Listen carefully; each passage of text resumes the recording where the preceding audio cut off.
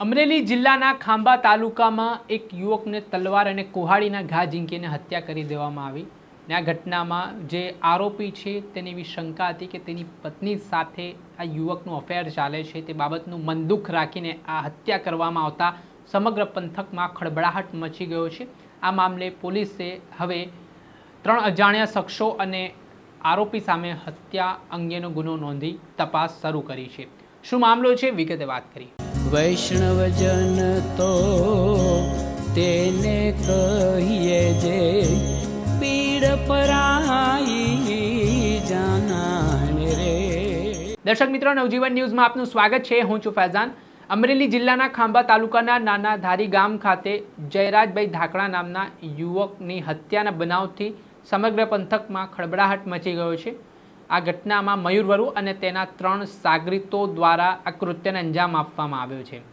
ઘટનામાં જે ફરિયાદી જણાવી રહ્યા છે કે તેઓ ગઈકાલે સાંજના સમયે પસાર થઈ રહ્યા હતા નાના ધારી ગામથી, ત્યારે જયરાજ ધાકડાનો મૃતદેહ છે તે લોહીલોણ હાલતમાં લથબથ હાલતમાં પડ્યો હતો ને આ બાબતે તેમણે પોલીસને જાણ કરી ને પોલીસ ત્યાં પહોંચી તો જયરાજ ધાકડાનો જે મૃતદેહ મળી આવ્યો તે મામલે તપાસ કરતા તેમની હત્યા થઈ હોવાની ઘટના સામે આવી છે, જેમાં મયુર વરુ અને જે અજાણ્યા 3 શખ્સો છે તેમના દ્વારા કુહાડી તલવારના ઘા ઝીંકીને હત્યા કરી છે।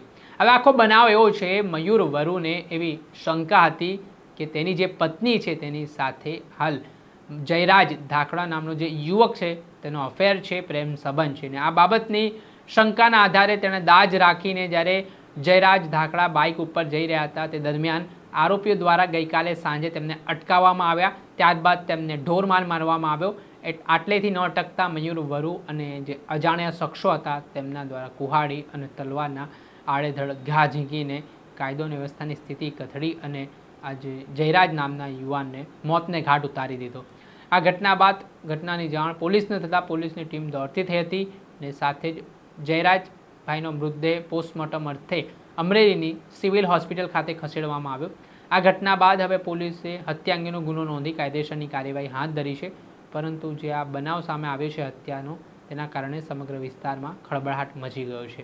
દર્શક મિત્રો, આવા જ અવનવા વિડીયો સાથે આપણે માહિતગાર કરતા રહીશું। ક્રાઇમથી જોયેલા સમાચાર આપણે આપતા રહીશું, એટલે તમારી નવજીવન ન્યૂઝ જોતા રહો, લાઇક કરો અને વધુમાં વધુ શેર કરો।